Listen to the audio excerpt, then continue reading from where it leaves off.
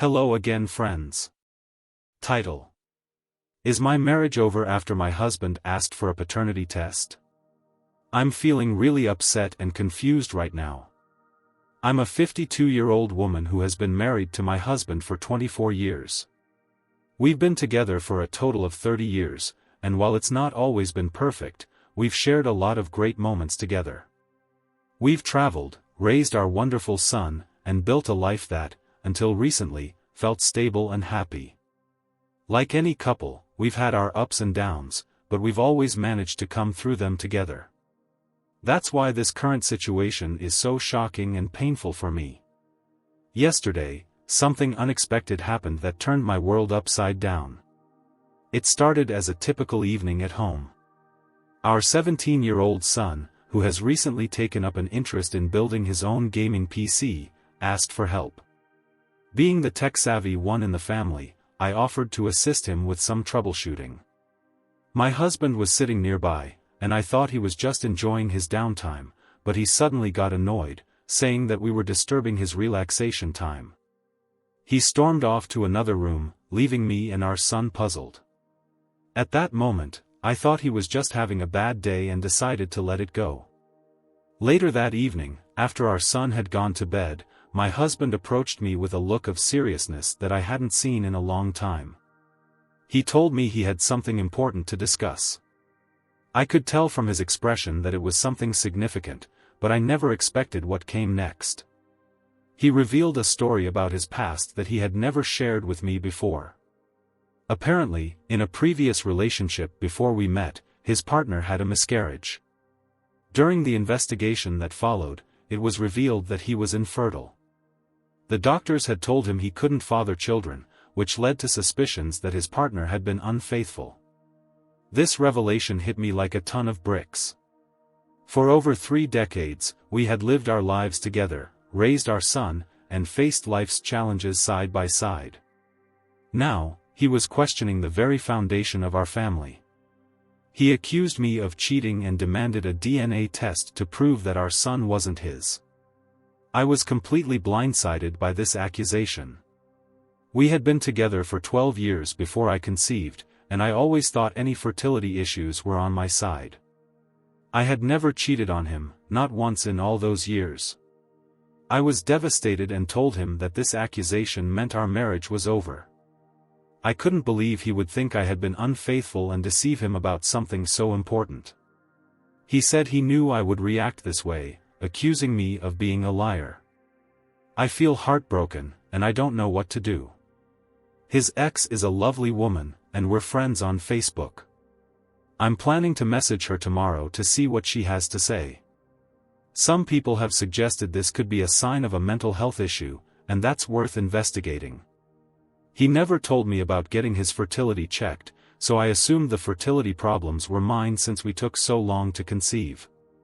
If he had shared this information earlier, I would have understood and supported him. But now, it felt like a betrayal. As I tried to process everything, I reflected on our years together. I have worked in tech for the past 25 years, and our son doesn't share my troubleshooting skills. I don't mind paying for the DNA test myself because there's no way our son could be anyone else's unless there was some mix-up at the hospital. In past arguments, I had told him I would have left with our son if there was ever any doubt about paternity. He was the stay-at-home parent when our son was little, and I didn't want to leave him back then for the sake of our child. But this accusation felt like a step too far. Update.